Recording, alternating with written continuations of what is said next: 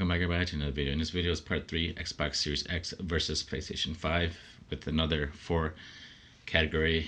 Now it will be random, but in this case 4 categories. Before I begin though, I want to note that sometimes when I'm in a video and I made it, I discover something else.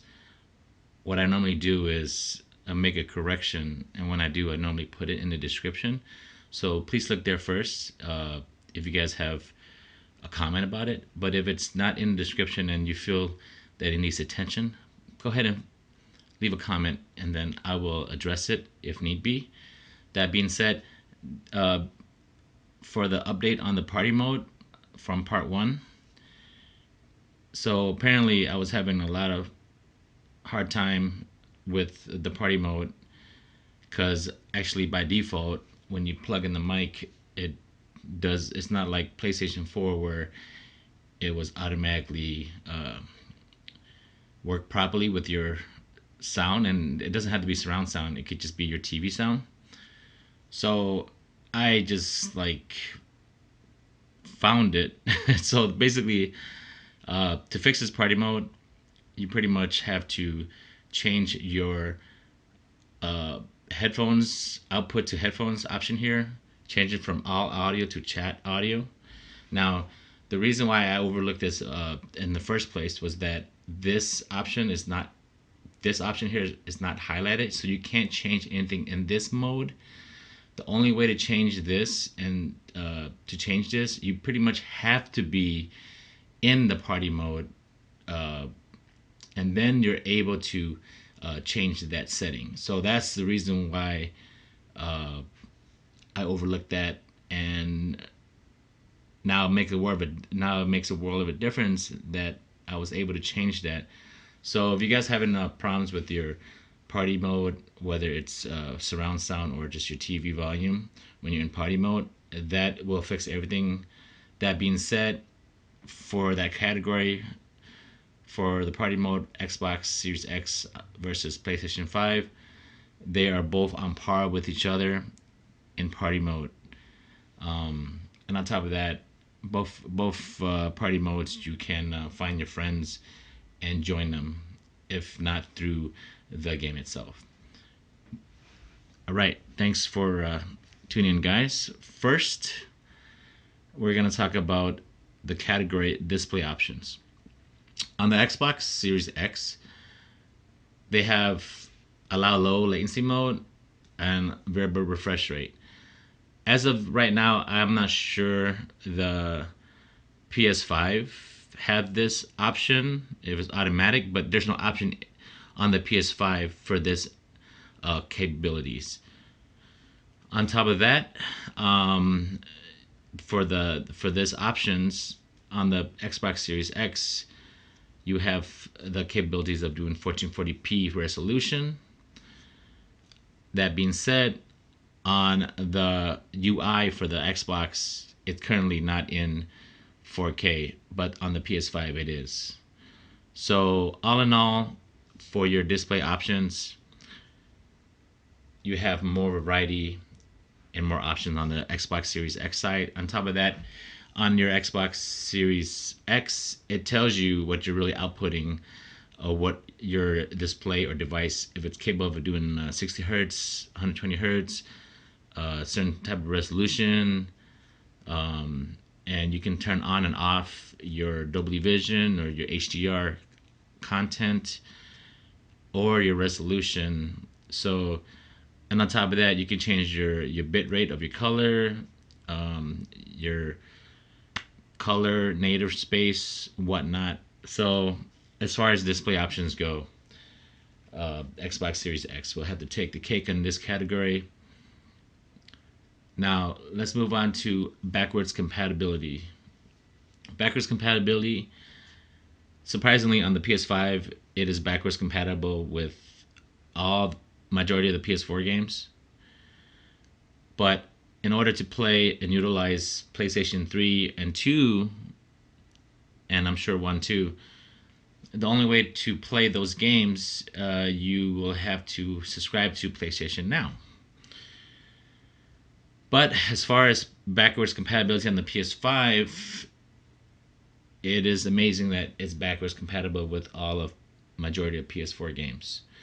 On the Xbox Series X, it's backwards compatible to from the Series X all the way down to the original Xbox.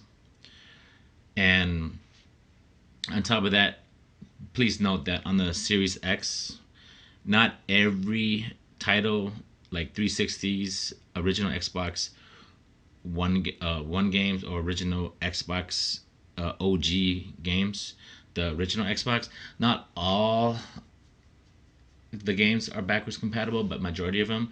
But the good thing is that if you own this game digitally or if you own it on a disc, you can just pop it in and play with nostalgia. You can play all your backwards compatible games, so you don't have to pay a subscription for that. So that's a win on the Xbox side. So pretty much on the backwards compatibility side, we're just gonna have to give it to the Xbox Series X, because not only that you can play all your backwards compatible games all the way up to the original launch of the Xbox. It's just that you don't have to pay any fees or subscriptions just to be able to play the games that you already own. So for this category, Xbox Series X will take the cake. Third category, subscriptions. On the subscriptions, they pretty much have, so apparently as of right now, the PS5 and the Xbox Series X, you guys, they offer EA subscription. On the PlayStation 5 side, they offer PlayStation Now. On the Xbox Series X, they have Game Pass. And on top of that, they both have annual subscription fee to be able to play multi-platform. Now, as far as your options, Game Pass versus the PlayStation Now, it's subjective, but at least with Game Pass, it seems like you have more variety and more value as far as Game Pass go.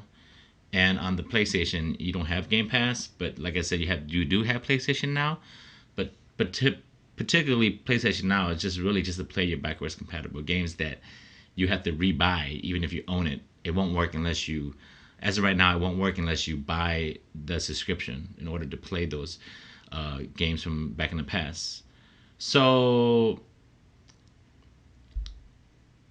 I'm conflicted with this option, but before I decide which one takes the cake on this category, let's talk about the regular annual subscription.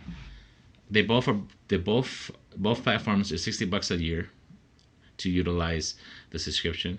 Now, I personally, well, let's just get into it, right? So, I know why are we paying for $60 a year? I mean, that's freaking crazy, because technically when you're playing online on a multiplayer for that game, you're pretty much going on that server. That's from what I understand. So because of that, now before when you were subscribed just to play multiplayer on the consoles, they didn't offer any free games per month or whatnot, but they have implemented that not only do you are able to play online games when you're subscribed to that platform, they give you a certain amount of games per month on top of that. Now, before they did that, I just totally don't believe that I'm not on board